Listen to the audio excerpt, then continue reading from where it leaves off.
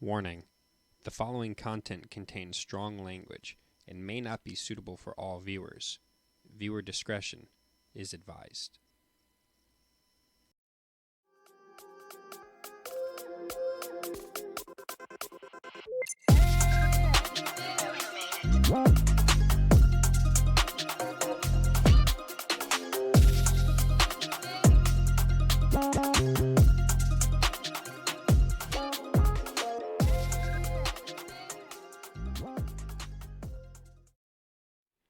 Welcome to the MGS Podcast, your one-stop shop for movies, games, and sports. My name is Paul, here always with my best friend Jake. How you doing, Jake? What's going on, you short piece of shit? Wow, is that how it feels? Yeah, that is how it feels. That's That does what feel I get every week. It feels kind of bad. Yeah, now you know how I feel, but Okay, you don't care. No, I don't. Let's switch it back. So, on today's podcast, we're going to be talking about Hocus Pocus 2, just a little bit about it. The teaser trailer released, and I For think all you Halloween lovers out there, I think all of us kids witches. who grew up in the 90s were pretty excited about Hocus Pocus 2. We're going to be talking a little bit about the Kenobi finale. Oh. That was a doozy. It was a doozy. I loved it. I have a lot of questions, so I'm excited we're going to be talking about it I'm today. not going to answer any of Yes, them. you are. Yes, you will. Okay. And then we're going to be talking a little bit more about Thor, Love and Thunder. We had touched on this a couple weeks ago, but we said as the movie got closer, there's probably going to be more to talk about. Movie comes out next week, so we're going to talk a little bit more about that. For gaming, we're going to be talking about Skate 4. We got some new information about Skate 4. And then we're going to be talking about something a little bit controversial. It's a game called The Day Before.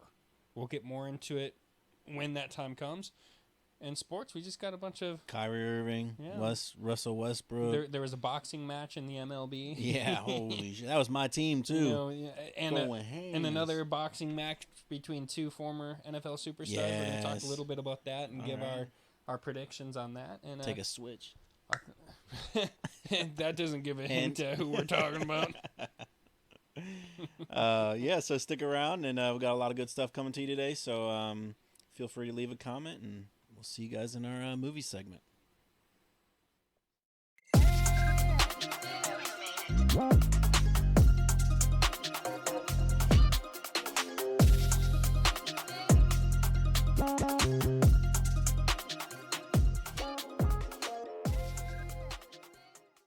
So to kick things off, we're going to talk a little bit about Hocus Pocus. The trailer released today teaser trailer released today for Hocus Pocus 2. And Looks a little dark. the trailer, it did look dark. Not the dark candle, but the dark. That candle is so cool. It reminds me of the Darksaber from Star Wars. So, Did you get excited when you saw the black cat? You're like, oh, Jinx is back. Well, I didn't get that excited because we know it's not the dude Binks. anymore. Sorry, yeah. Because remember, you got transformed back into a human Oh, that's right. at the end of... Hmm. So who the hell is it? Who's this imposter-ass black cat A new cat. that's in this trailer? So, yeah, the trailer, the teaser, they made it seem really dark, like it's going to be a scary movie. And then at the end, they reveal the witches, and, of course, they're about to go on stage and sing, and then you hear, like, the more upbeat comedy Disney music come after that. So obviously it's still going to be a comedy with some dark stuff in it. And I think the first one was kind of like that too. Yeah, I would say there's a little bit of comedy in the first one as well, and I don't think it's meant to be scary. No, Obviously it's a Disney film, so it's probably going to be PG. I doubt it'd be PG-13. Doctor Strange and the Multiverse of Madness was a Disney film, and you saw a witch snap an old man's neck. So It's true. you never know what Disney's going to do And these bleeding days. out of the eyes. Oh my lord! Yeah, and made someone's head I explode. just watched that movie again. Yeah. I saw that it was on Disney Plus the other day. By the way, if you haven't seen Doctor Strange yet, go check it out on Yeah, Disney it's on Plus. Disney Plus. But But yeah, it's crazy to me. Like, so I was sitting there and I was watching the trailer, and then they showed the witches at the very end. Obviously, teaser trailer, so you didn't get to see them very much except for that last scene. Isn't it amazing? I think the movie came out in the early 90s, yeah, and here we are 25 years later, let's say 95, 25, 27 years later. They did a really good job making them look as if it was just yesterday they filmed the other movie. Well, so the technology that Disney especially has, we don't know if that's all. I think it is all makeup. I don't think they digitally did anything. But like you said, we only saw them for a brief second. Right. So you can't really see if they were changed digitally. Because the thing that stuck out to me, because when I was a kid, I had a huge crush on Sarah Michelle Gellar. Is that her name? No. No, what's her name? Sarah Jessica Parker. Sarah Jessica Parker. Thank you. You're welcome. Sarah Jessica. I had a huge crush on that witch. Like, We massive don't want to crush. know what you did in your But bedroom. I did a weird shit. But like Sarah Jessica Parker, as she got older, like her nose got a little bit bigger, and in the trailer, she looks almost exactly Dude, the same I was surprised. as she did in the '90s, and it's like bringing back memories. Ooh, take a trip down memory lane. Where's my sock? Skipping Don't touch my into socks, Mom. Skipping into the bedroom. I don't skip. I'm too tall. I hate the ceiling. But yeah, they did a good job of making them look young, and I think it's gonna be pretty cool. Got any theories? I think. Hear me out. Han Solo dies in Episode 7. Oh, spoiler alert. Spoiler. We might have got a script on that. I'm betting. I'm willing to bet just Disney making this, and it'll turn out probably being corny. But these girls don't know what to do, and they're like, "Oh my God, what are we gonna do? We brought the witches back from the dead." And then they're gonna go, and they're like, "Oh my God, do you remember back in '95 when they came back? Let's go find." And they're gonna find the original cast, and they're gonna be like, "What do you do?" And it's gonna be like the redheaded girl is gonna have like her own kids. I'm telling you, it's gonna be something like it, That's dude. Exactly. I didn't even think about that, but that's exactly what it's gonna be. That's why the teaser trailer was just like so blank. So we had posted on our Instagram just announcement that the teaser is out, and we had asked the question, whenever they do these sequels that were 20 plus years from when the first movie was, are they gonna get it right? Top Gun got it right. Top Gun got it right. Top Gun got it real right. I hope Hocus Pocus did too, because, holiday movies are just fun. Like, around Easter time to just sit down, especially, you and I being fathers now, to just sit down with your kids and watch some holiday movies, whether, you're around, Halloween or you're around Christmas. Nobody gives a shit about Easter anymore. But whoa, chill, man. Chill. Just being real, dog. I hope they get it right, and I hope it's one of those movies where it's not just a one and done. I hope it can live on and be like, hey guys, it's Halloween. Let's watch both of the Hocus Pocus movies. My wife still likes to watch Hocus Pocus, so it's like one of those movies during that time we'll go and watch some horror movies. We don't do a whole lot of them, but we always put on those Halloween movies. Yeah. So I have a problem with horror movies. Like, I laugh too much. That's what weirds me out about you, It's man. like, ah.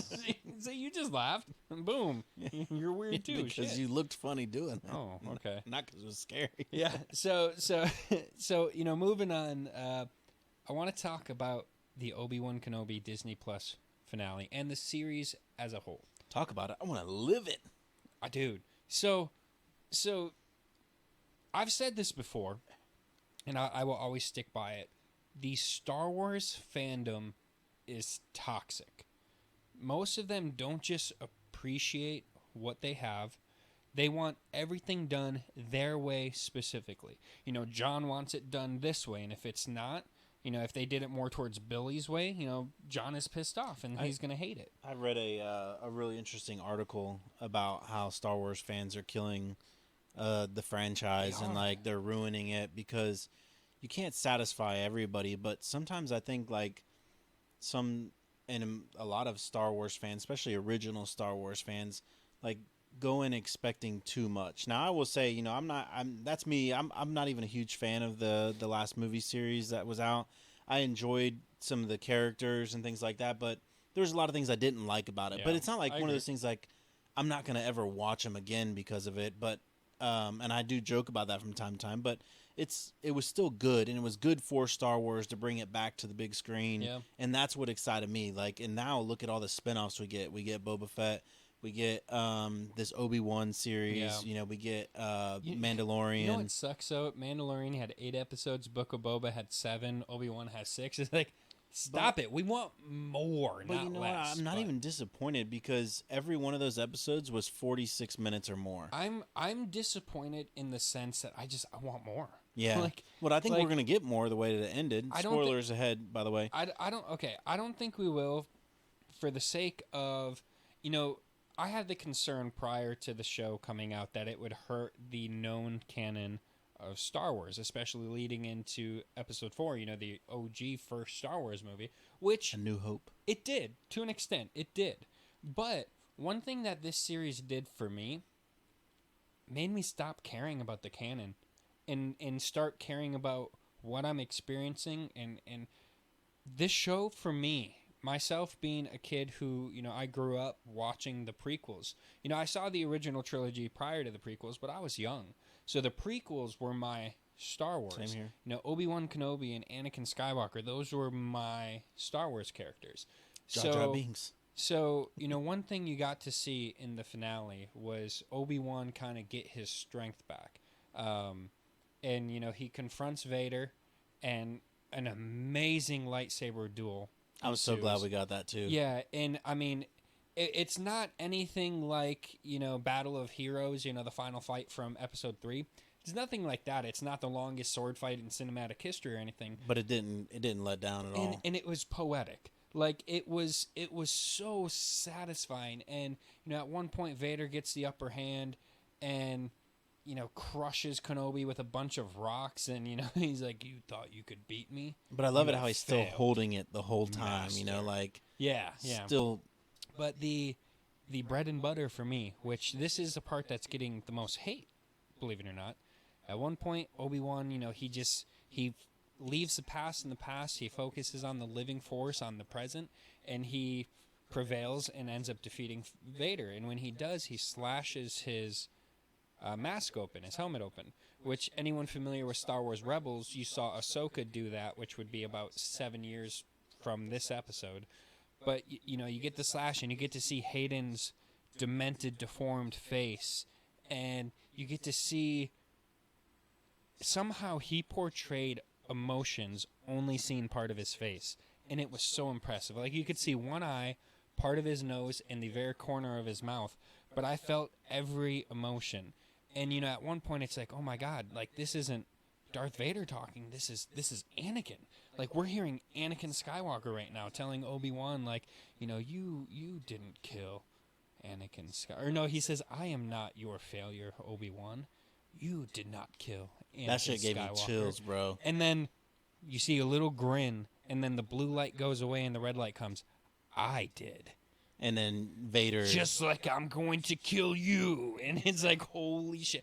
I fucking cried. Dude, that was wild. I'm not gonna lie. I cried. And then Ewan and his emotion was so real. Yeah. Like, it was bizarre, he's crying and, he's like, I'm sorry, for everything, Anakin, I'm sorry. And just like, because he his feels eyes like watering. he's let him down. Obviously, he feels like that's his biggest failure. Yeah. And you see that as they, as the show goes on from beginning to end, especially with them, they go back and play that scene with them training. Yeah. And in him 5, right, and then just showing like that connection that they had and the friendship that they had, and just like him always trying to tell Anakin and trying to lead him away from all those things that he's becoming. And it was awesome to see. And that fight scene I watched twice. I went back and that whole 25 minutes within that. Twice? That's all you've watched it? Yeah. I'm not joking. I've probably watched that fight scene well over 50 times at this point. I've watched different versions of it where, like, so if you didn't know, the score, the music in Episode 3, Revenge of the Sith, when they're fighting, is called Battle of Heroes. That's the name of the song. And someone, check out the music from the new fight and put in Battle of Heroes, and it's like, man, now you're seeing them fight again with the same music that they fought to in Episode 3. And then, the thing that was just so cool to me, which, again, this happened in Star Wars Rebels as well, but it's different being Hayden Christensen, is you get to hear the mix between Anakin's voice and Darth Vader's voice. Because, his mask is cracked open, his breather's all messed up, so parts of it are, James Earl Jones, which, believe it or not, it's not actually James Earl Jones that's doing the voice. They're using a technology called Respeecher. So they're using his voice, but they're just, like, typing it into a text writer. Essentially, and it says it. Yeah. So, but just the combination of the two voices, and then, at the end when Kenobi walks away and Vader yells, Obi-Wan! And it's like, oh my God. And I feel like it like almost mixes his two voices together when he yells. It did, you know, yeah. like of Hayden Christensen and Vader into one. So I gotta say, like, just talking about it right now, I want to watch it again. Like, dude, pause. I am in love with it. The whole show, you know, it started off slow, but at the end of the day, it gave me as a Star Wars fan exactly what I feel like Star Wars is. It gave us Star Wars, and you know. I hope someday they step away from characters we know, kind of like what they did with The Mandalorian. But of course, even then, they're bringing in characters man, I'd love to see him go back to the old Republic. Well, so Taika Waititi is going to be doing a trilogy that apparently takes place with nobody that we've ever heard of. Like, nobody we know will be in the show at all. Like we don't know the starting time frame no or anything. Skywalkers, Yeah, like that. yeah. And then Kathleen Kennedy said future projects are going to focus on the sequel trilogy, so maybe beyond Episode 9 or during those 3 movies, we don't know. But I hope it's beyond Episode 9 because we have unlimited time to do movies beyond that with new characters and develop. Hopefully, new planets, not Tatooine anymore. But you know, one of the things that's getting hate is like, first of all, in canon, Anakin's vocal cords were so badly burned. So how did we hear his voice? Like, fuck you. like, shut up. I hate people like that, bro. Like, come on, that Hayden just gave a one-eyed performance of a lifetime, which is more than I can ever say about Emmy, Oscar. Yeah, right. And it was so good. And then, you know, at the end, you get to see the Force ghost of Qui-Gon Jinn with Liam Neeson returning. Did you think it was going to happen? I thought we would hear him. And this goes back to canon, because in canon, Qui-Gon never learned how to present himself as a physical apparition. He only could talk to people through the Force, and that's another thing people are upset about. How could we see him when George Lucas said he never learned how to do that? I don't fucking care, because it was cool as hell to see him. And somebody in the face. Liam Neeson was excited to come back. He's like, yeah, you know, Ewan's a good friend of mine, and you know, I don't want anyone else to be Qui-Gon, so of course I had to come back. Yeah, that's awesome that they brought him Yeah, back. You know, it's like it just attaches even more to those original. Yeah, you know, and I was super surprised he came back. I mean, Liam Neeson is a huge name actor at this point. Does so a lot of Taken. Yeah, he's had 48 Taken movies, and if you're like, no, he only has 4. No, watch every movie. Single movie he's they're done all since Taken. then. I have a particular set of skills. Oh, there's one where he's taken by wolves. I mean, it's all the same. It's all the same shit. But I love you, Liam. But and then Ian McDiarmid coming back to do a cameo as Palpatine. Yeah. I wasn't expecting that. I wasn't either. I was expecting to hear him, or maybe just to see the back of his head. Because then, you know, you can just use any actor in a cloak, but then it shows the face. But you don't think that they took that from an old movie and just... No, he came back. He actually did? Yeah, yeah. Oh, okay. Yeah, he came back. I wasn't sure. I was just cool to see him there and like to bring that in. Well, and then even him, like he knows that character so well that, you know, at one point he's talking to Vader at the very end, and he's talking about, you know, Vader's attachment to Obi-Wan, and he all of a sudden he just gives Vader this look where his eyes are kind of squinted and then they just go open wide, and like me, I'm like, oh fuck. He's about to electrocute him. Is he going to electrocute him through this hologram? What the fuck is happening? And, you know, that's why this movie the show for me, I just loved it. You know, to me, like, it showed just the tip of the iceberg of how powerful Vader is and what he will become. Oh, dude. Like, I mean, because obviously he's still in transformation from, and you can tell, obviously, there's still a lot of feelings there with Obi-Wan, but still in transformation of like becoming fully Darth Vader. Yeah, yeah. And so just a tip of an iceberg of what he's capable of doing. And, you know, again, one of my favorite scenes in that movie too, which you didn't say, but is when Obi-Wan finally like really breaks loose during that fight scene. With the rocks. And he's just like sitting there holding his lightsaber and just, you know, just throwing these rocks at Vader, and Vader's just taking them off the arm and the body. And it's just like, dude, this is awesome, because you don't, like, even in the old movies, there wasn't a lot of, like, force. You know, Yoda did it a little bit when he was fighting Count Dooku, but... In Return of the Jedi, that was really the only force you saw in the original trilogy. I mean, lifting a rock and then lifting the X-Wing, yeah, but, you know, at one point... was it in Empire Strikes Back when Vader's it's an Empire. He's standing there and he's holding his saber like this, and he starts, like, throwing these boxes at Luke. Yeah. Which was the worst scene that I've seen in Star Wars, where Luke is like, ah!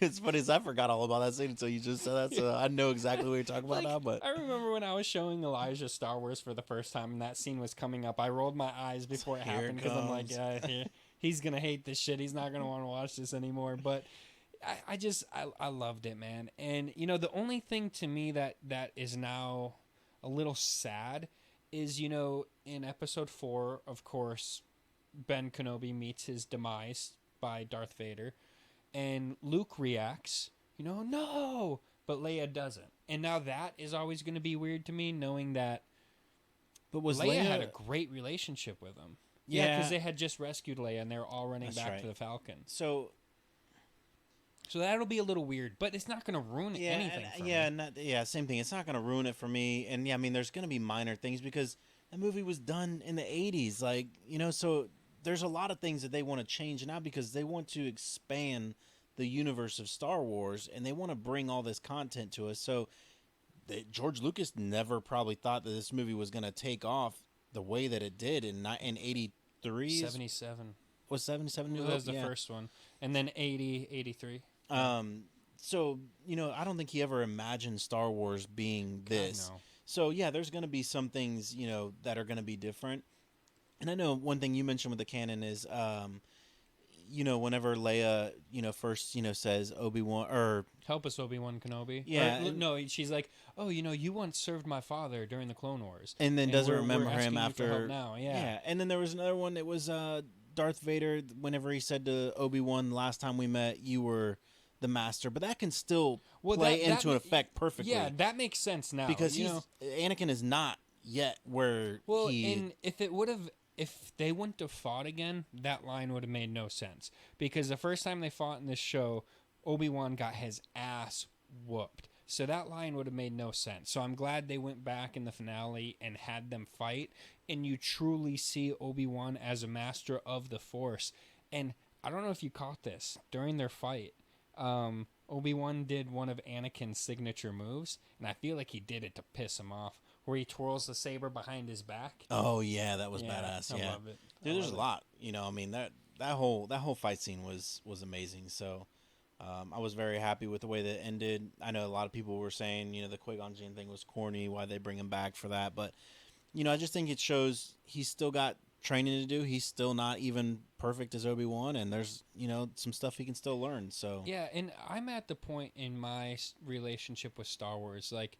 The originals are always going to be the originals for me. But I look forward to a day that they do a reboot. Because think about it. They've rebooted every single cult classic, Star Trek has been rebooted how many times? I wouldn't, I know it's never going to happen. Maybe in 100 years it will. I disagree with all that. But I would love to see it. I would love to see it. Dude, there's never going to be another Harrison Ford to play Han Solo. Miles Teller. No. I don't think anybody can Caitlyn deliver. Jenner? I don't think Caitlyn Jenner. I don't think anybody can deliver the Han Solo that we got from Harrison Ford. You gotta remember though, in 20 way. years, we're not gonna need that. Computer generated shit is gonna look exactly just like real deep life. Fakes of Harrison Ford. Yeah, and they'll be able. I'm gonna Miles Teller body. Spray painted tan. Yeah. I mean, I think it would be cool. But Star Wars, as you can see by how much time we've just been talking about Kenobi, we love Star Wars. We're both extremely passionate about it. That being said, though, I think because how long we just talked about Star Wars, we'll save Thor for next week. Yeah, because there's a lot, and we're gonna be seeing the movie. We'll try to do the podcast before we see the movie next week. So I think you're going on Thursday. Yep. I'm going to be going on Saturday. We already booked our tickets for Saturday night, so okay. We'll go check that out. Yeah, we had gotten Paul a ticket, but when Elijah got the tickets, he's like, I'm going to purposely get him for a time that I know Paul isn't available. No way. So, even on a Thursday, I got to go cross town. Thursday at 6 p.m. of all times, too. In Altamont, which is 45 minutes the other way. Like, no, that's not going to work. Yeah, but so we'll save Thor for next week's podcast. Hey, we'll talk about that more, and I could sit here and talk about the Kenobi series forever. If you haven't seen it, obviously, we did say spoiler alert prior to us talking about this, just like we did last week. But go watch it. It's and if you did watch poetry. Watch it again. Poetry. Yeah. Yeah. Yeah. Oh, did I tell you what happened with Camden the other night? No. He came in here really, really late when we were playing games, and sometimes he just likes to sit in here and be by me. So I turn off the computer and I turn around and he's sitting right where I am, eyes glued to the TV. So I turn and look and he's watching the Kenobi finale. Nice. Hooked on it. I was so proud. I was so proud. All I'm going to say is I know we're getting Ahsoka. Give me a Darth Maul series, and I'll be the happiest man alive. See, the issue with that is, Ray Park has Showed his issues, dick. man. And he showed his dick on Instagram. Well, actually, it wasn't his. Wasn't it his wife? It was his wife doing stuff to his. Yeah. Oh, yeah. Yeah. So his kids disown him now. But you don't have to get Ray Park. Darth Maul didn't even really talk He's in that in movie. Florida right now at a comic book shop as we speak. Oh, shit. Ray Park, if you see this, I still like you, man. I love Ray Park. Yeah. I'm not, diminishing you as a character, but we can get someone else to play you. All right, but that'll wrap things up for the movie segment. Come back in a few so we can talk about some video games. Some video games.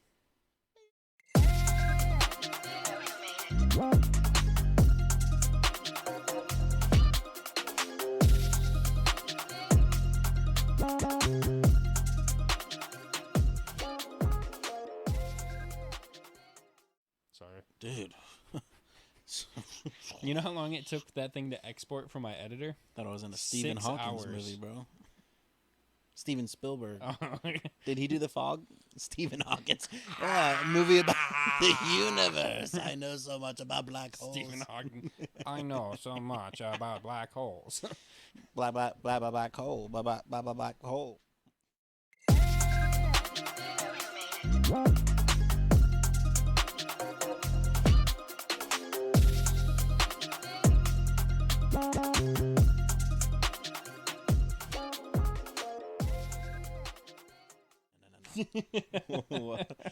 Welcome back to the MGS podcast, your one-stop shop for movies, games, and sports. Moving in here to games, we actually got a lot of good stuff today. We're going to be talking about Squad 3.0 update, a game that some of you guys may or may not heard of the day before, and how they might be ripping off some of their fans and people. And then Skate 4. So if you guys are into those skate games, I know that was one of Jake's. I think, was that one of your top 3? Bro, I couldn't be beat in the OG skate games. So Skate 4 getting ready to come out. We got a lot of good content from there, and stick around, and we'll be in sports after this. And why am I still talking? Let's go ahead and move into the day before. So yeah, we'll start with the day before. So Paul hadn't really seen much about this game. I've kind of been updating him throughout its development. Just picture The Division In the woods with zombies, and graphically, we've seen several gameplay trailers. It looks stunning. That's almost an understatement. Yeah, I was blown away by the graphics on this game, and I'm like, yeah, how first off, how do they have the money to create something so visually enhanced that, just like one thing that I noticed, the moonlight into the sun, into the water in the creek, and you could literally see like the moonlight in the water like glistening, and then when they're walking through that, I think it's like a wheat field, something and like that. he's just like parting ways in the wheat, Maybe and it's a weed field. that's definitely not weed. Okay. But just like it looked incredible, and I was like, dude, this looks it's amazing. It's a game that looks extremely promising. So it's going to be a open world sandbox survival zombie game with some multiplayer elements in it. So there's going to be other people within the game that, anyone familiar with DayZ probably knows a little bit about this. You run into somebody and it's like, shit, do I fucking kill you or do we squat up right now? Yeah, like what are we doing? I'm terrified. And actually it reminds me of a time in The Division. Oh, I was gonna say like the Nicolas Cage movie. I don't want to shoot you, but I don't want to shoot you either. I love you too. Yeah, it's like one of those moments. So in The Division, when it first came out, they had this area called the Dark Zone, and when you went into the Dark Zone, it was PvP. Was PvPvE, so player versus AI. And the Dark Zone was the only spot where you could kill other players. And that made it terrifying. Because that's where the highest end loot was. But if you died, they took your shit. So you have to like go to this extraction helicopter and tie a bag to the helicopter, and then it hauls your loot away. And I remember myself, Eric, and T-Bone, we went into the Dark Zone for the first time. And when we went to go extract, there was another team there. And literally, it was a Mexican standoff. We're all just aiming guns at each other. And like, it was fucking terrifying. And so that element of these games is really exciting. But the issue with the day before is nobody knows what the hell is going on with this game. This game got started. I know there was a lot of crowdfunding. I don't believe they've done any type of pre-order system or anything like that. But, you know, the fans helped pay for the development of the game. But then the developers just go radio silent for, 6 months at a time, which is kind of crazy, especially for an indie developer where the only thing they have to go by is their word because they don't have a reputation. Well, and the big thing too is like, my thing is you invest all this money, so you get investments from fans and things like that into this game, or sponsors, I guess you could say. And then they release this content, and it looks incredible. So you're like, well, I'm going to let these guys keep doing what they're doing because this looks visually amazing, and it looks like, I mean, even the part, like where he's jacking up the car and he's changing the tires because the tires are flat. Like, to go into the realistics of that. It's like, so at first, I'm sure these guys were like, all right, look, they're doing what they're doing. This game looks like it's going to be super promising. But then after a while, you got to like, okay, you gave me a little bit more. Now I see you guys updated some things, but what's up with this blank 6 months here? Like, where are we at? So where it gets really sketchy is, I mean, things have happened with these developers. Like, for example, one day people went to their website and it was just gone. Their website was gone. The IP didn't exist anymore. And this is after they had a sponsored video by NVIDIA, the graphics card manufacturer. Yeah. So that's huge that they got a sponsored video from one of the largest graphics companies out there. Yeah. And, NVIDIA posted it on their website. It was an in-game trailer on a RTX 3080 Ti with ray tracing turned on.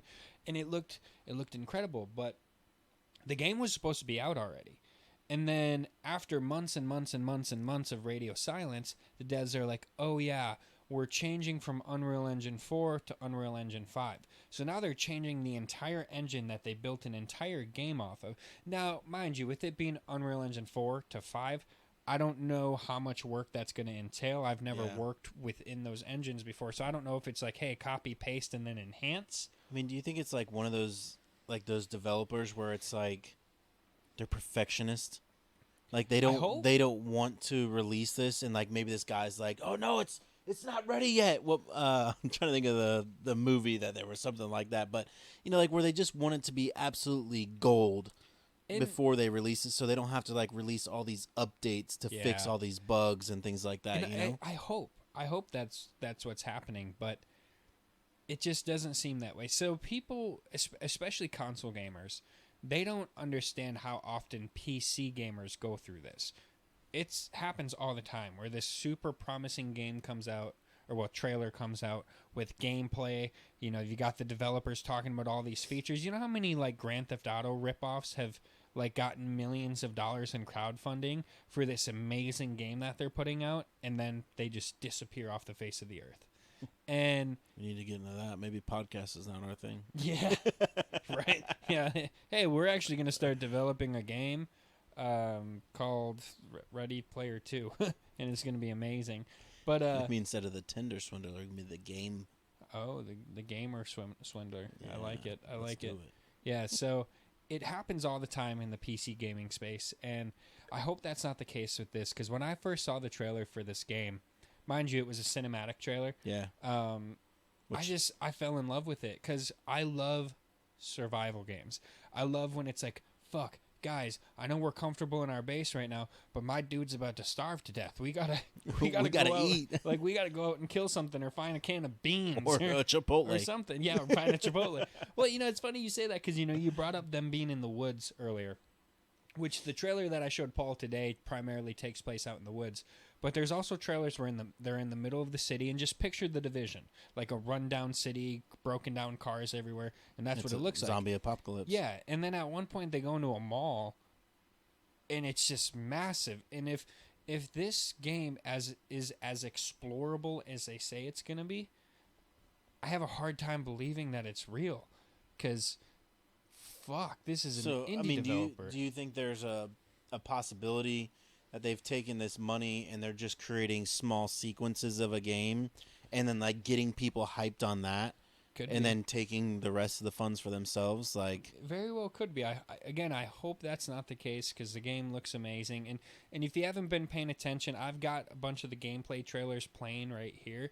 So rewind it and re-listen to us talk the whole time, but just watch the trailers, and they're incredible, man. And if you can, under a different Google account. Yeah, every time you watch it, watch under a different YouTube account, and help us with views. Make sure you like it on each one. Leave a comment, like and subscribe. Yeah. But I always hope for the best, but prepare for the worst when it comes to this stuff. And myself being the gamer that I am, stuff like this, I get nervous, man, because I want it to be real. I want to be able to, ignore my family for a while and just get into a game where, it's probably also one of those games where, I don't want to say like Skyrim, but it's probably one of those games where you have to invest a good amount of time and hours into it. The Division was also kind of that way as well. You really had to the level Division up. was a looter shooter, kind of like Destiny, which, by the way, they're the only other game that has gotten that genre correct. But so these games, now mind you, I know nothing about this game and how it's going to compare to other games, but these games, it's not necessarily a lot of work to do a certain thing, but it's a lot of work to survive. Yeah. And some people love games like that. Some people aren't gonna give a shit at all and probably will never even consider playing it. But for me, I love that survival aspect of a game, because it's kind of like what made Battle Royale popular, because in a sense, a Battle Royale started off as like a mod from a survival game, right? And it's not a 5-minute team deathmatch. It's a 40-minute based on old PUBG where you're trying to survive, and just put that into a game that you're putting months and months and months into building this one character, and then you fucking die. Sucks. Yeah, so I don't know how this game is going to be, but Jason and I played a game similar called Miscreated. And in Miscreated, zombie apocalypse, open world, like, there's no fucking map or anything. So, like, Jason and I, we spawn in at the same server, and we're, like, trying to look at maps online and call out landmarks. Like, so okay, where you're at, I think to you find need each to go other. north. And then after, like, 45 minutes of running towards where we think each other are, Jason gets killed by a fucking pack of wolves. And it's like, fuck, man. And then eventually we found each other. We found cars. We got gas for them. We got the tires on. We got guns. I remember I got this M4, and I was stoked about it because I had to kill another player for it, and I killed him with like a fucking bat. Sharpen and I was a piece super of wood excited. Yeah. So I got this M4, and then Jason is driving. We're in like a fucking taxi cab, and he's driving over this dam, and then he just jumps the car off the fucking dam and kills us both. Yeah. It's like, no. I'm not even laughing about that. But God, you have dropped the F-bomb like 12 times in the last 30 seconds. And I'm like, dude, he's getting this out of his system right now. I was so mad at him. He claims he didn't do it on purpose, but Jason, we know you did. Yeah, I know you did. Man, but now in that game, as long as nobody steals your stuff, you have like 5 minutes or something to find it. But again, you're spawning in a random spot in a place where you don't have a map. I was going to say, well, it took you 45 minutes to barely even find each other. So we didn't make it in time, and then we never played it again. Yeah, that would be tough. And we played another game similar, but way more hardcore, called Scum, which Scum you had to watch your specific vitamins. Like, you had to make sure you had enough vitamin D, vitamin C, vitamin E. That's the game. Those are the games that are going to make the movie WALL-E come true. Us just sitting here. Well, with Scum, the cool thing too is, like, if you drank too much, you had to pee, and if you ate too much, you had to poop. And I remember this one time, There's one time There's my going to be a point where they're just going to have a catheter stuck in you. So when you're peeing in real life, so- it goes to the side of the couch. Time out. So there's this one point I come across another player, and I killed him, and then I pooped on him. Oh, God. But there was a different time where Jason's character was dehydrated, and he just kept throwing up. And his character, like, we would run 10 steps, and his character would stop to throw up. And it's like, fuck, Jason, like, we need to... There's a hose over there. We got to get to the hose so you can get some water. And then we almost made it, and he died. Dehydration Yeah, right before the hose. So, I mean, as you can tell from the emotion I just showed, games like this can be fun. It seems like this game is going to lean a little more towards the casual audience. So, you know, normal people can possibly get into it. But again, we don't know if this game is real.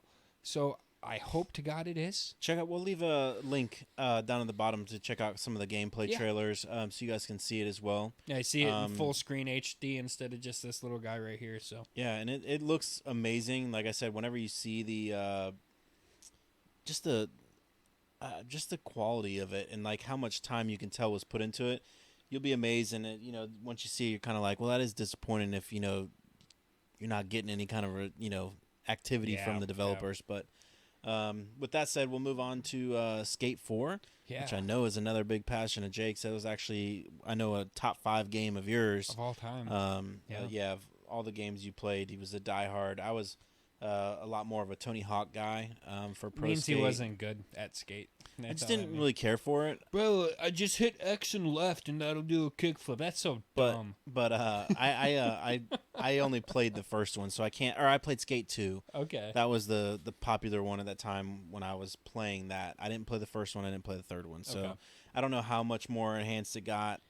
It's just Skate is for skateboarders. It is a game built for skateboarders because like you got to use your thumbsticks.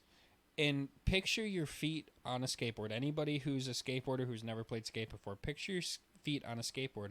And that's how you got to move your thumbsticks. Like if you want to ollie, you're pushing your back foot down and then your front foot forward. I remember it was like you actually ollie one of the most realistic games when it came to skateboarding. Yeah. Like you're right, Tony Hawk, you could jump, hit X, and then hit every button on the keyboard and almost land like a quadruple heel flip, / shove it / whatever. And I remember in Tony Hawk's Pro Skater, I think it was 4, the one that featured Bam Margera in it a lot. And like you started off as like a rookie skateboarder trying to go pro. And that was the first game that they introduced where you could break your board. Like certain tricks you would break your board. And there was this map in Hawaii where you could go on top of a skyscraper. And me and my friends would be like, I'm going to break my board. And we'd, ollie off of this skyscraper, stick the landing right away. No issues. It's so realistic. But yeah, I mean, skate, the tricks, there's a complexity to them. Like when you want to do a certain trick, you have to switch your stance. You have to make sure your thumbs are in the right position to start with and that you rotate it perfectly to do that trick that you're trying to do. And a lot of my skateboarding friends growing up, my closest friends growing up, they had the mode skate in there, like horse, but for skateboards. I do a trick, you got to mimic the trick or you get an S. And they could never beat me because I never told them what my trick was to get an extra rotation when you were spinning. So they would always use one thumbstick. I used 2. And I never told them I used the second one to give myself an extra rotation. So where they could only do like a 360 down this set of stairs, I could do a 540 down the set of stairs. So I'd always win. It was legitness. It was legit, but kind of, shady. I mean, it was the mechanic built into the game, Paul. That's true. It's not my fault they were fucking dumb and didn't know. But yeah, so Skate 4, mind you, it hasn't even officially been revealed by EA. Everything that's been coming out is from leakers. Now, mind you, some of the leaks are extremely reliable because it's coming from people who are taking part in the EA playtesting and have actually played the game so far.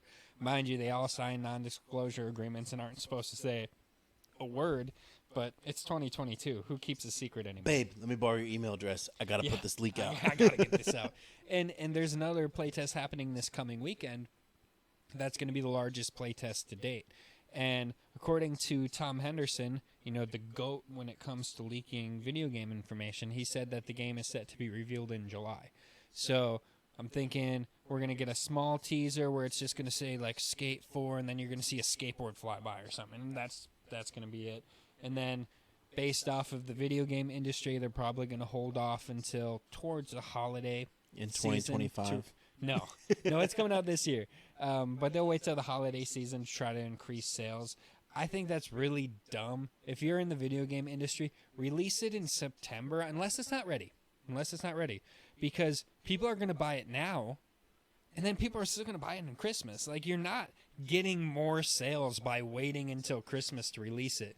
Like, people are more prone to spend money in the holidays than they are, before. But of course, most of these kids now have their parents' credit card on their system. Exactly. So they're going to buy it anyways. According to like Fortnite stats, most of the players are middle-aged women.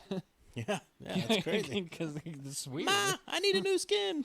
No, they don't tell them. Yeah. Do you remember that lady we had come into AT&T one day, and she had a question about her bill, and like I open her account and I open the bill and I'm like, holy shit, all these charges. It's a $10,000+ bill. Do you play Clash of Clans? Yeah, she had $10,000 in Clash of Clans charges, and that's not even the question she had about her bill. Like, how the hell did you spend $10,000 in 1 month? I noticed my bill's a little bit higher. And it was for like a $4 charge. The crazy thing is if she just calls into AT&T and says, third party, didn't they just wipe that shit clean if they complained about it? I did that a bunch. 10,000's a lot, but I know there's like $200, $300. They'll be like, my son did it on my phone. I had no idea. Man, there were plenty of times I'd be playing a game and like, all right, I'm going to spend $20, and then I'm like, oh, submit a report. I didn't do this. Google has enough money. So does AT&T. But yeah, so Skate 4, we'll have more information, come July. Hopefully we get a full out trailer. But I know I'm just excited for it. It's been goofy footed or regular. I was regular, but so this is weird about me. So I was regular, but when I would like skate for long distances, I would skate switch because I felt more comfortable leading with or having my front leg on the board up front. But I didn't do like, what do they call it, Mongo, where you have like your back foot on the board and you push with your front foot. You've never seen that? It's so dumb. That would be weird. So dumb. Yeah, I was goofy footed. So. Yeah. I technically skated long distance. Well, for me, it would be called switch because I did my tricks regular. But for you, goofy is how I skate at long distances. But normal skating, I just, regular. Yeah. Actually in Mineola, there's actually a skateboard park over there. Is there? Yeah, like at the dog park that they have over there. There's actually a outdoor skate park, ramps, rails, everything. I was like, dude, they don't have any of those around here when I was a kid. And they got this really sweet one that that the city probably put a decent amount of money into. I remember I did a trick one time. I've got the board right there because I retired it after I did it. Was this when you guys were in the Green Bay Packers Stadium? No, that was funny too. I didn't land any of those. But I landed the easier tricks, not the hard one that we got a picture of. No, I was at one of the local skate parks called Joanne's, and we had like this little, really small pyramid that you can, do tricks over. It had 4 sides. And one day, I go over one side and I did a backside hard flip over the pyramid. And I was so excited to tell my friend James, because that was like my closest skateboarding friend, one of my best friends as a kid.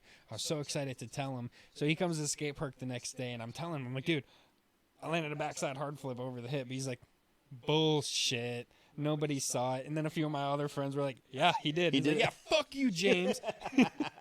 In your face. Dude, I was one of those skaters where like 98% of the time, which I think a lot of skaters could say this, 98% of the time I was unsuccessful in whatever trick that I was doing. But that 2% felt real good. Probably weren't going to stop until you landed it. No, I mean, it always feels good when you land it. Yeah, I remember we'd start trying to do a trick at like noon, and by sundown we're still trying to do the same trick. So yeah, skateboarding kid, skateboarding teenager, I'm really excited for Skate 4, especially it's been 10, 15 years It's been since the probably pretty last long, one. so So the advancements in technology since the last game, I just think it's going to be amazing as long as EA doesn't pull an EA and fuck it up. especially I don't think Skate 3 was PC, was it? I'm not Let's sure. say, well, I mean, I I'm don't just think thinking so. about all the different things you could do on a keyboard that you couldn't do on a controller. Yeah, So. I don't think it would have been PC because the game was developed for the thumbsticks, and Yeah. you'd be able to do those tricks on the thumbsticks. So if it was for PC, it might have been something where you had to use a controller, which why I lean towards saying it probably wasn't made for PC. But I still once in a while play Skate 3. Well, when I had my Xbox here, I would play it once in a while, but now I would have to play it in the living room, and I don't want to do that. So. So wrap that up, and we got Squad 3.0 update. Just kind of finish off this game segment here. Yeah, this is going to be very brief. So Squad put out another update. They're calling it their 3.0 update. They released a new map along with a new faction. You can now play as the U.S. Marine Corps.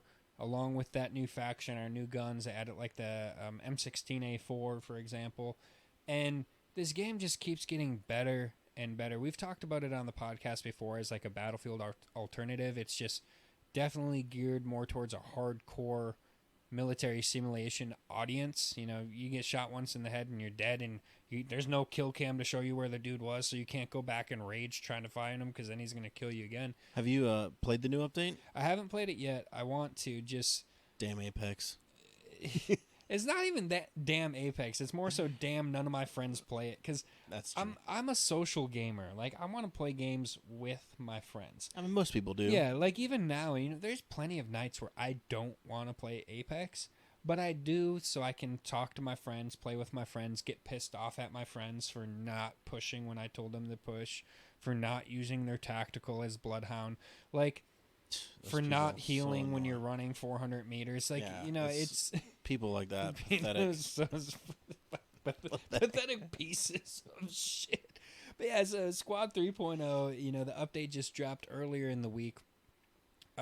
Which with each update, they're adding like enhanced visuals. They're going back to every freaking leaf on the trees and making them look better. They're changing the lighting of everything. They're tweaking the animations here and there, and it's just becoming such a as the game grows, it's just going to continue to keep getting that support to upgrade to all of those things. That's why I'm tempted to let you take this laptop home and download Squad, but no, it ain't happening. I wouldn't do that at all. This is still my baby. This is my baby. Why is everything in here owned by Jake? And what? My entire living room has Jake's name on it. This is so weird. But yeah, so I mean that'll really finish it up with Squad. There's not a whole lot to talk about that we haven't said about Squad in the past. It's a super fun game if you're into the tactical side of shooters. If PC only, it will always be PC only. There's not enough keys on a controller to be able to do everything that you need to be able to do in that game. So check it out though. If you're on PC, Squad, I think it's like $40 or something, but you can find a key for it to get it. Also, while you're on your PC, check us out when we go live when we're streaming. Always on there weekly nights. You see Jake and I play some Battlefield, or definitely on some Apex right now. It seems to be the game. Yeah. But we'll switch it up, especially if there's some games out there that you guys like. But continue to share some video clips if you guys got any crazy things going on with the games you're playing. And then join us whenever we go live. But that'll wrap it up for our gaming segment. Yeah. And we'll get ready to move on to our final, which is the sports. Yeah. And just have some updates what's going on in the sports world. See you guys in a few. Yup.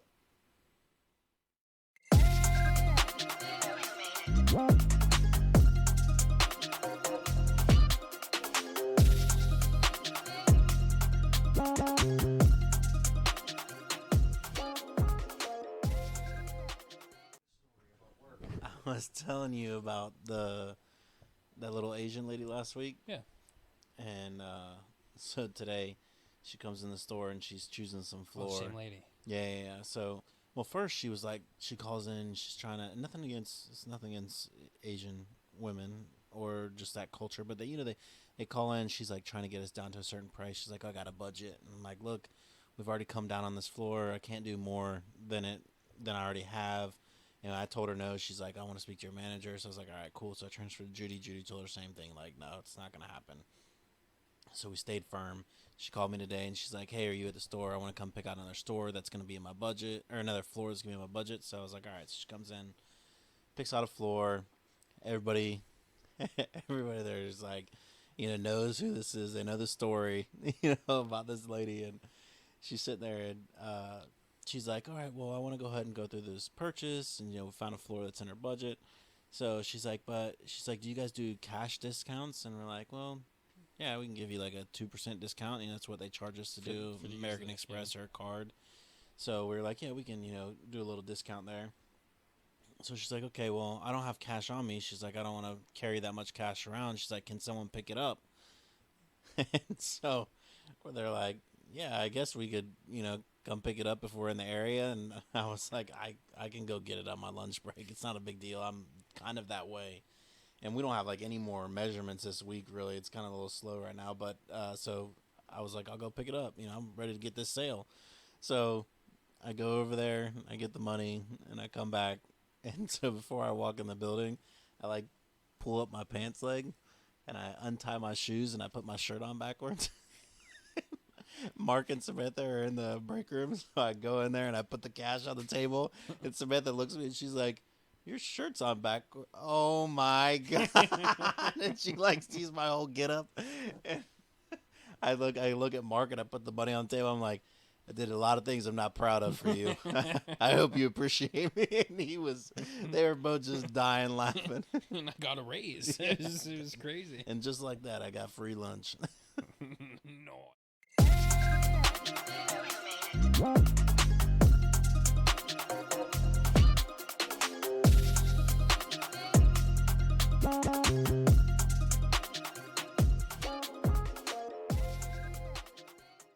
Welcome back to the final segment of the MGS podcast. We're moving into our sports segment here.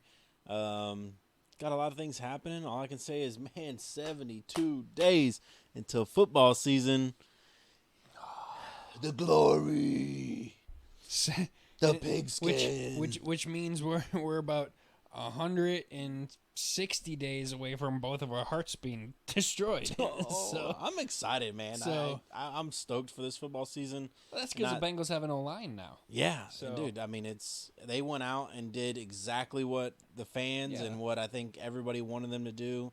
I'm seeing a draft happy Bengals. I'm seeing a free agency pickup Bengals, which is fantastic. So. Meanwhile, the Packers essentially traded Devontae Adams and ended up with Sammy Watkins. So that's a trade. That's an even trade. I mean, we'll see.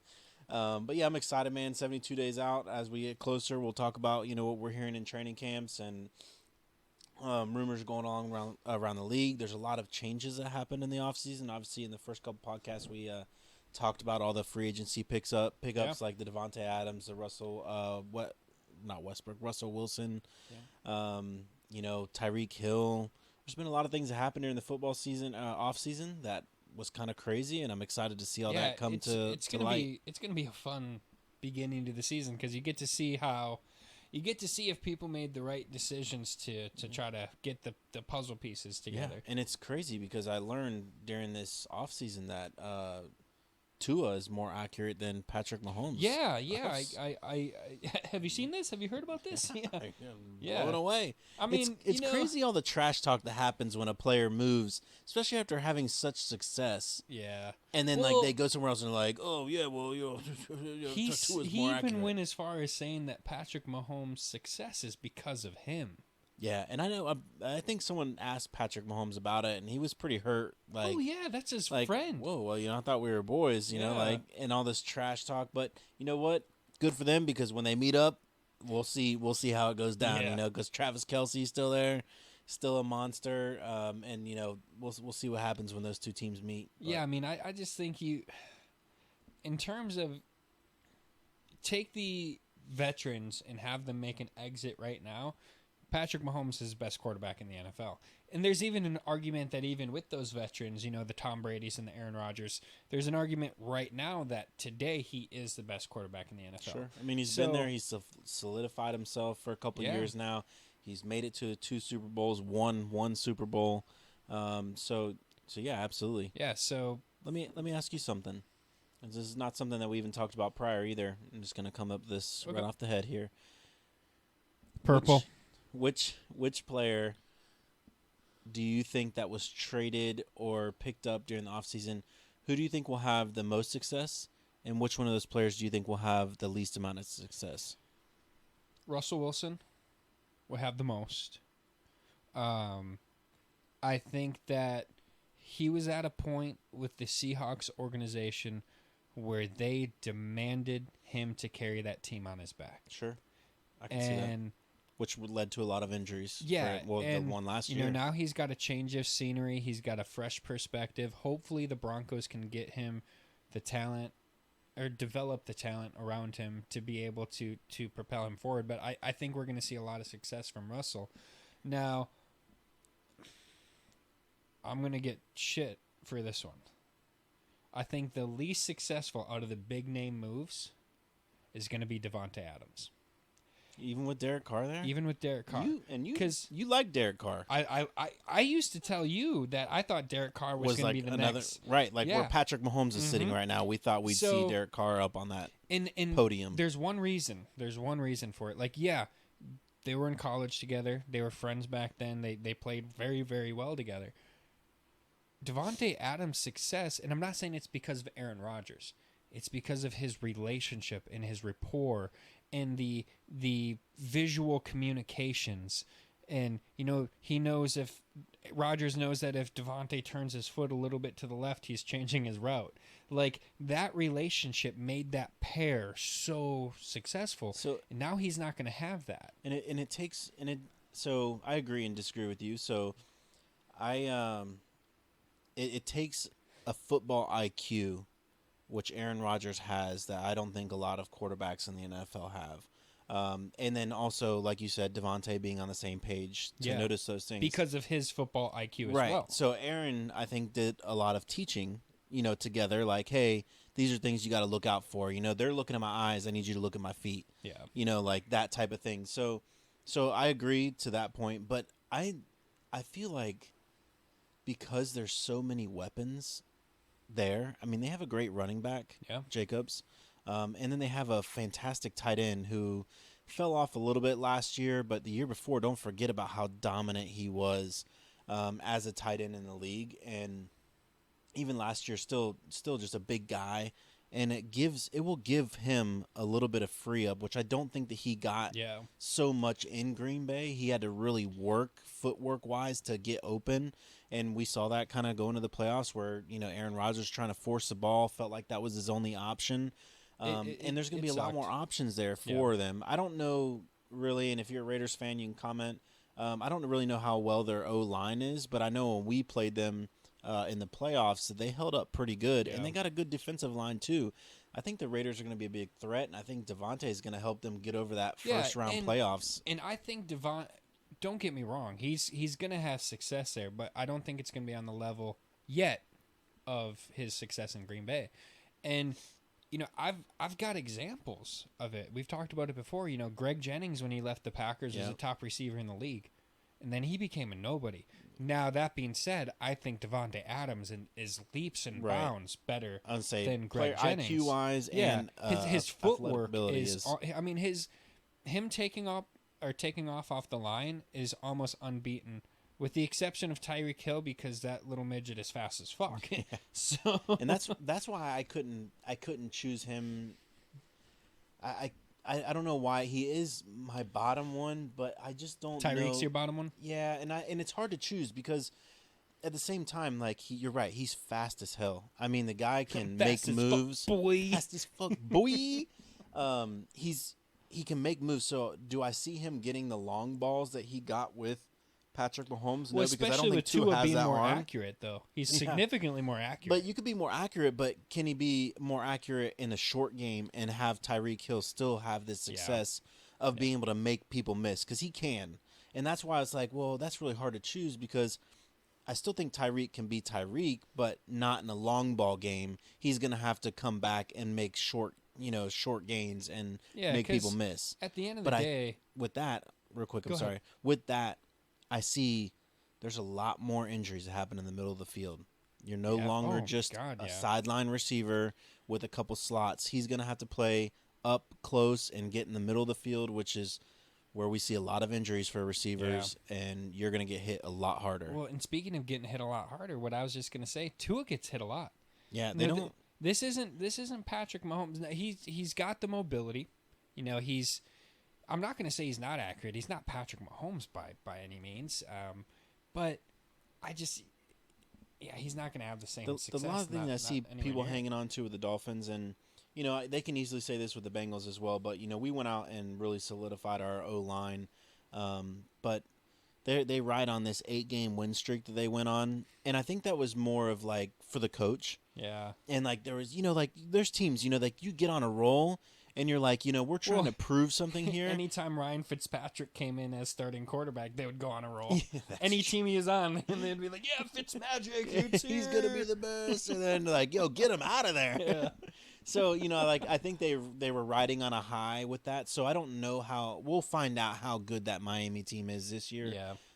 But, you know, they go out and get a weapon like Tyreek Hill that's got to add some kind of, you know, that's got to be a certain amount of wins. I would say maybe 2 to 3 more wins a year for them. Well, so you know, talking about weapons in the NFL, 2 of the most dominant running backs in recent history, Adrian Peterson, Le'Veon Bell, are going one-on-one. Sign contracts, YouTube fight. Celebrity boxing match. Dude, do you remember Celebrity Deathmatch? Like the boxing match? I loved that was one of the best clay animation stories ever. Yeah, that was so awesome. So my parents hated me watching that show, by the way. It was vulgar, man. It was super vulgar. It was terrible. Even now, I've watched it recently. I wish they'd bring that shit back, man. And it's like, wow.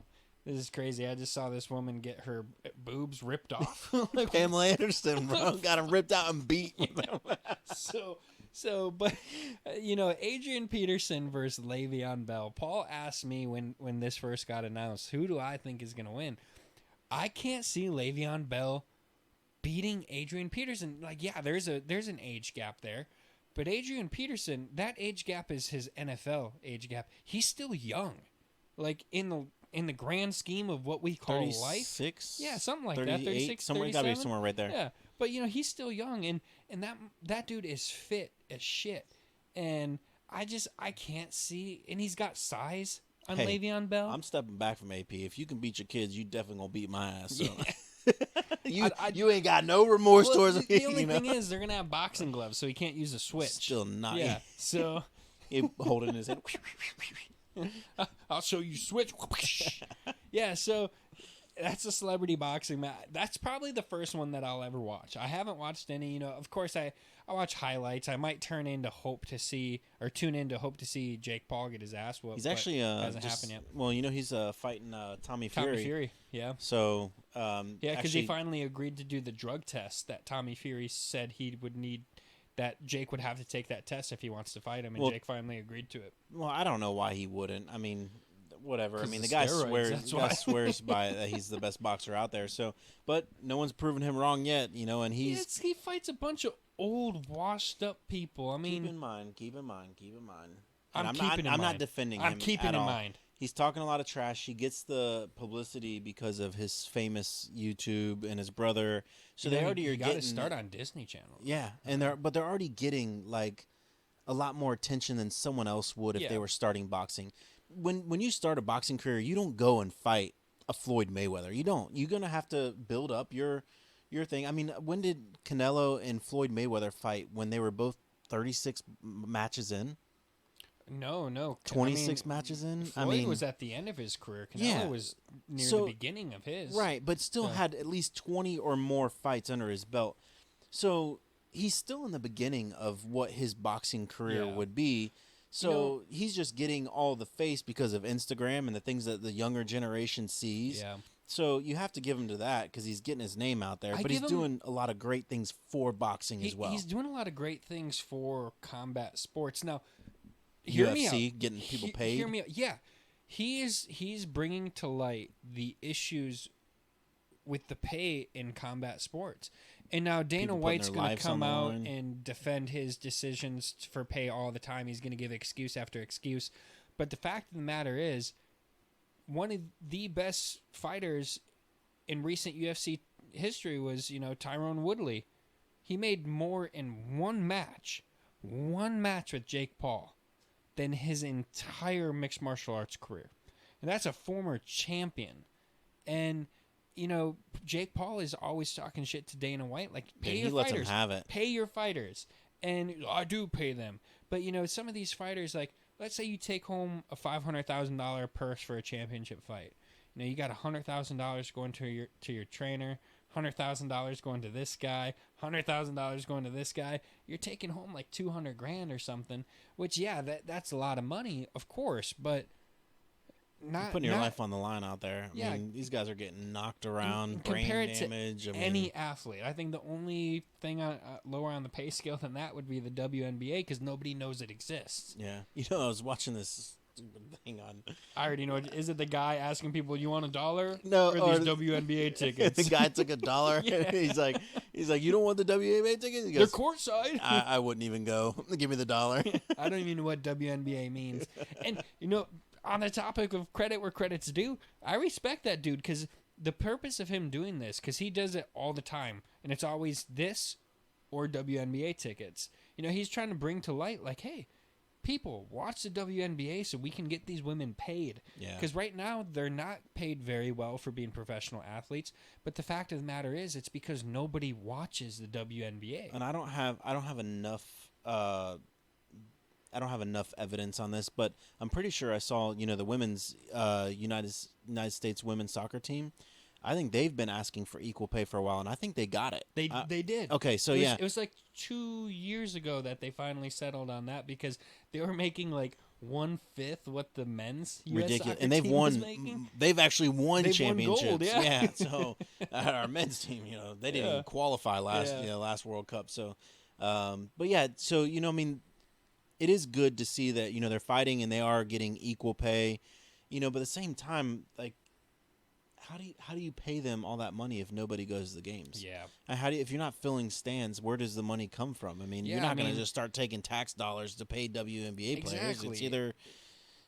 And I feel for those women because they work their asses off to get to that point to pursue their passion in this sport, and just compared to other athletes, they're not paid. And at the same time, like you said, there's nothing to pay them with. But it's so tough. That's what we got to spread the awareness. Like, watch the WNBA. Make it more exciting. Maybe this is stupid, but it's so tough. Like, they're still getting paid like $200,000 a year. Oh, yeah. I mean, $300,000 a year. They're not making millions, like $47 million, like Russell Westbrook just picked up off the table. $36.5 million, like the option that Kyrie just picked up off the Nets. Like, I mean. There's I'm trying to think. I'm sorry, I lost track whenever we said that because I felt like we were about to skip into that. But, they're still making a good amount of money in doing what they love. I mean, $200,000's a lot, and they're still doing what they love. But like, do you compare it to like, well, like I work at AT&T and I'm a sales rep, but the sales rep for this Microsoft company, they pay their reps $27 an hour when I'm only making $15 over here at AT&T. Like, why is that different? They're selling, electronics. I'm selling electronics. Like, I don't know. Like, does that make sense? I feel like, yeah, I get what you're saying. And it's like it's hard to compare it to that because at the end of the day, that's just, in that case, that's AT&T being selfish because they make just as much money, but they're choosing to pay their employees less. Whereas in the WNBA, there's just no money to pay them. Because nobody's watching the shit. They're not, like you said, they're not filling the stands. Not at all. And that's, in today's world, that's where, I mean, even you look at these, rap artists and rock stars, they make most of their money from concerts and touring. Because, when you listen to their song on Apple Music or Spotify or YouTube Music, they're getting 0.0001 cent every time their song is played. Well, let me tell you something that I heard. Very interesting, and this is off topic here a little bit from sports. Have you been watching Stranger Things? I finished it like 2 days after season 4. Yeah. But aren't they going to release a part 2? Yeah, 2 July episodes 1st? come out July 1st. All right. So, anyways, the song that they portrayed heavy in it, Up the Hill. And now it's Kate Bush, and it's like everywhere. So I was just listening to some radio earlier. Kate Bush. Nobody knew about this song, right? I did. I mean, but it wasn't like a super popular song. For me, it was. You know, prior. And let's talk about majority of the world here, buddy. So in the month of from March to now, or May, from May to June to the end of June, she has made $2.4 million Well, yeah, from that song. And you know, obviously, From listens. in that case, when that song goes super viral, in the case like if Drake drops a new song, they're gonna get their money. But in 1 month, the smaller guys, although famous, they're making $100,000 in a month off of all of those streaming services combined. But back on the topic of boxing, and Jesus, we got way off topic. Yeah, sorry. So back on the topic of boxing and the celebrity boxing match, there was a boxing match in Major League Baseball. Yeah, there the was. other day. The Angels and the Seattle Mariners. With the Angels, boy. yeah. Dude, I was surprised. So all I caught was just, obviously it popped up on my phone. I'm an Angels fan, so anything that happens with them, it pops up on my phone, and there's a brawl. And I'm like, oh, well, any brawls are good. Yeah. So, off brawls, on the floor brawls, or brawls in baseball. I'm watching. So, so we sit there, and I played on my phone, and immediately you see their outfielder, I forget who Seattle Mariners outfielder is, but gets hit right on the backside. It wasn't even a throw at the head or anything like that, but he got hit. And immediately I'm like, all right, well, he's not charging the pitcher. And then he immediately looks at the dugout, and they're just talking shit. So he just starts charging, shoves the umpire out of the way. And it's crazy that there's no security on the field. It's just 4 umpires having to get in the middle of 84 men. Yeah, because you get the players running across. Yeah, the pitchers come out of the bullpen. It's a 42-man roster, so everybody all hands on deck. They're running 400 yards to get into 360 feet. When to they get all into the get there, action. it legit reminds me of what's the samurai game? Dynasty Warriors when they're all there. I'm just waiting for somebody to use their special with a baseball bat or something and just start whooping some ass. Something about this fight, you had sent me the video. It was like a fan. Yeah, fan view, which was awesome. And you see a lot of these bench clearing altercations in the MLB. You don't see a lot of actual punches thrown. I only saw one close up of Rendon, our third baseman, who's actually on the injury list. He threw 2 punches. Yeah, he first hand punched somebody, palmed him right in the face, and then there was another punch he threw, and it was like, and then you just see all these grown men on the ground. It's a dog pile. Everybody's down there swinging short because no one wants to get caught. So they're all like these quick, like jabs at people in their face. Look for the camera. It's like they got a shiv right there. So I'm like, where's Mike Trout? Where's Shohei Ohtani? Mike Trout? They knocking somebody out? Nah, they're in the back. Yeah, they're like, we're way too good at baseball for this shit. Yeah, I'm not throwing my career away for this. So it's like, it was crazy. And then I go and watch, it was a pitch that happened from the day before. They threw it at Shohei Ohtani's head, and then it just kind of got real intense the next day, and obviously a brawl breaks out. So it was awesome to see. It was good, but yeah, so that's for MLB, some boxing. We got all the way down to how much they paid for Kate Bush's song on Stranger Things. We went deep down a wormhole there. Yeah. But so before we finish up, just to touch on a couple more things, we mentioned Kyrie ended up opting into his $36.5 million option with the Nets. I did hear that there's still a possibility that he may go to LA. Yeah, that he could the still option get is traded. still. See, I don't see him going to LA now. And the rumor surrounding that was like, hey, if he can't work out this deal with the Nets, the rumor is he's going to go play for the Lakers for 6.4. So we're talking a $30 million pay cut. And at this point in his career, I mean, there's ring chasing and then there's losing $30 million.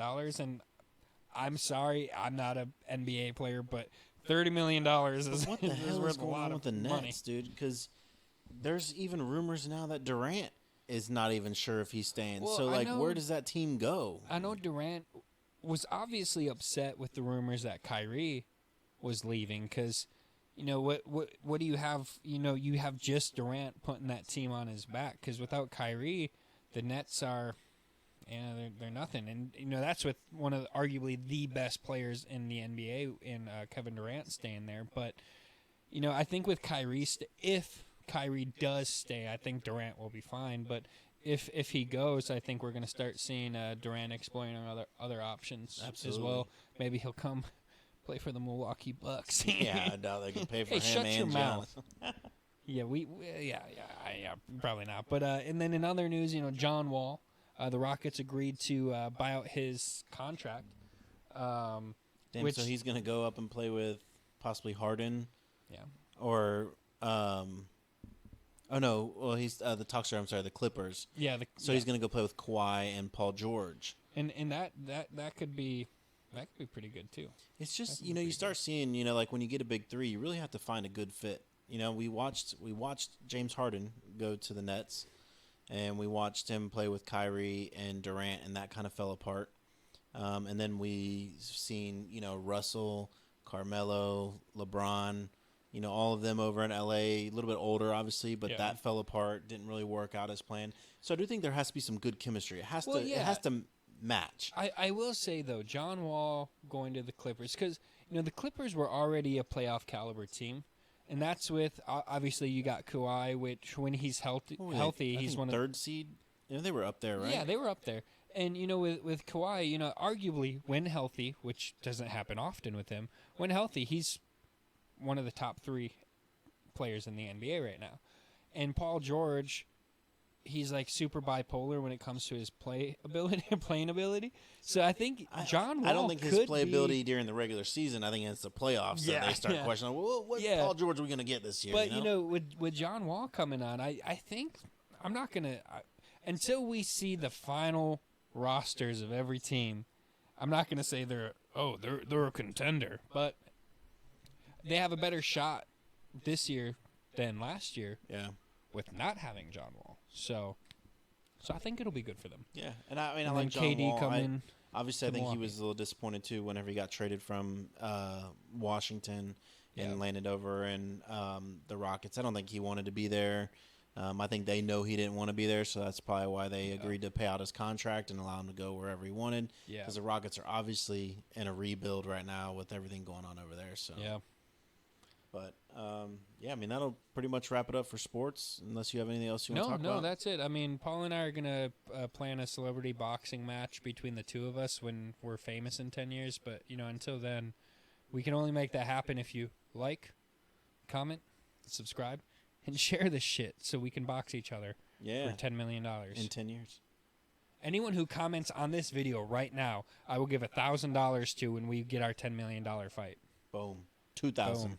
Because I'll give 1,000 of my share. Oh, okay. There we go. So comment. But, thanks for tuning in. Tune into the live stream. Send us your gaming clips, and we'll see you guys next week. Have a fantastic day. A fantastic day. Woohoo! Good night.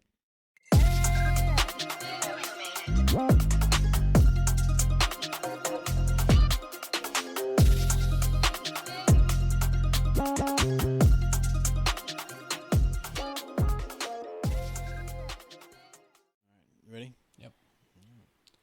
Welcome back to the MGS podcast, your one-stop shop for movies, games, and sports. Moving into games, and today we got a lot to talk about. We got Squad and a couple of updates going on there, and I already forgot the second game.